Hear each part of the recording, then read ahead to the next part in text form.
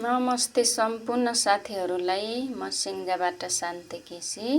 मेरो कुकिङ भ्लगमा सम्पूर्ण साथीहरूलाई स्वागत छ। साथीहरू, म आराम छु, हजुरहरू पनि आरामै हुनुहोला भन्ने आशाका साथ मैले आज यो भिडियो बनाउँदैछु। साथीहरू, यतिखेर बिहानको ठीक 8 बज्न लागेको छ। म भर्खर उठेर ग्यासमा चिया बनाउँदैछु। ल हेर्नु त, पत्ती र पानी उमालेकी छु।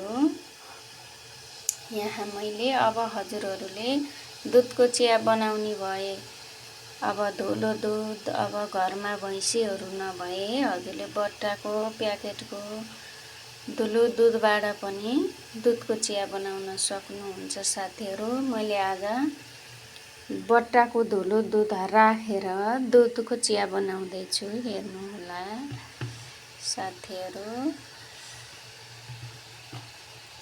अब चियापत्ती राम्रोसँग भल्किसकेको छ। चिनी हजुरको स्वाद अनुसार राख्नुहोला। 2 चम्चा धुलो दुध राख्नुहोस्।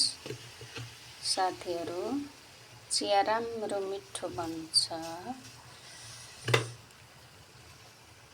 र अब यसलाई भगभग उमाल्नुहोस्।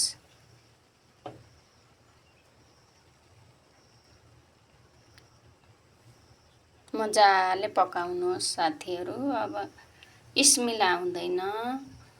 अब कतिपय साथीहरूलाई त स्मेल मन पर्छ पाउडर दुधको, कतिपय साथीहरूलाई मन पर्दैन।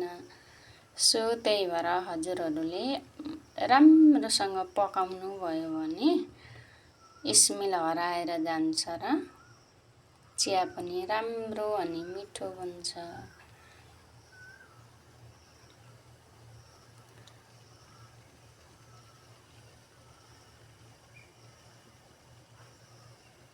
ल साथीहरू, हाम्रो दुधको चिया, धुलो दुधको चिया अब रेडी भइसकेको छ। हेर्दै गर्नुहोला।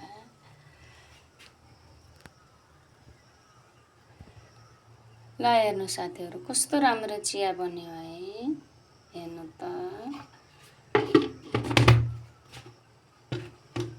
कस्तो राम्रो चिया बन्यो है।